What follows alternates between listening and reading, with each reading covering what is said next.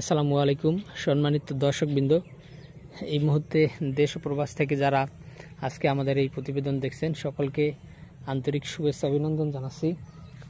দর্শক শ্রোতা, যেই ঘাসটি আপনাদের সামনে দেখানো হচ্ছে এটি হলো ইন্দোনেশিয়ান স্মার্ট নেপিয়ার ঘাস। দর্শক, এটি গরু, ছাগল কিংবা বেড়া, মহিষ, গারল যে কোনো গবাদি পশুর জন্য এই ঘাসটি চাষ করতে পারবেন।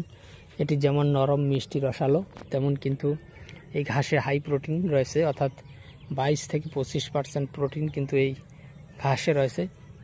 তো দর্শকবৃন্দ, সে কারণে মূলত এই স্মার্ট নেপিয়ার ঘাসটি আমরা বলে থাকি, এটা যেহেতু প্রোটিন বেশি সে কারণে এই ঘাসটা গাভী গরুকে খাওয়াবেন। গাভী গরুকে খাওয়াতে পারলে গাভীর দুধ অনেকটাই বৃদ্ধি পায়।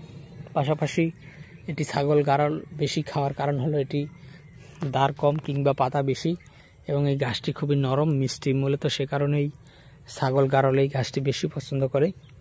দর্শক শ্রোতা, পাশাপাশি যারা ষাঁড় গরুর খামার করেছেন কিংবা মহিষের খামার করেছেন তাদের জন্য আমরা বলে থাকি, এই যে এখানে যে ঘাসটি রয়েছে এটি হলো ডক্টর জহির স্যারের চীন থেকে আনা যারা। দর্শক, এখান থেকে আমরা অলরেডি কাটা শুরু করেছি। দেখেন, এগুলো অলরেডি কাটা শুরু করেছি।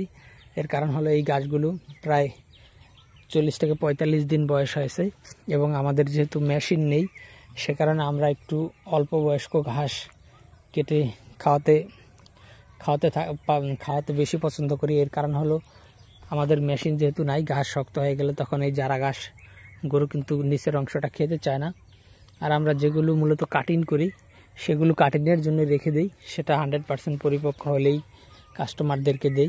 মূলত এগুলো গরুকে কেটে খাওয়ানোর জন্য রেখেছি, সে কারণে 40 থেকে 45 দিনই আমরা কেটে খাওয়াচ্ছি। দেখেন তো দর্শকবৃন্দ, আমাদের কাছে এই জারা 1 হাইব্রিড ঘাসের 100% পরিপক্ক কাটিং রয়েছে, এবং এদিকে রয়েছে ইন্দোনেশিয়ান স্মার্ট নেপিয়ার ঘাস।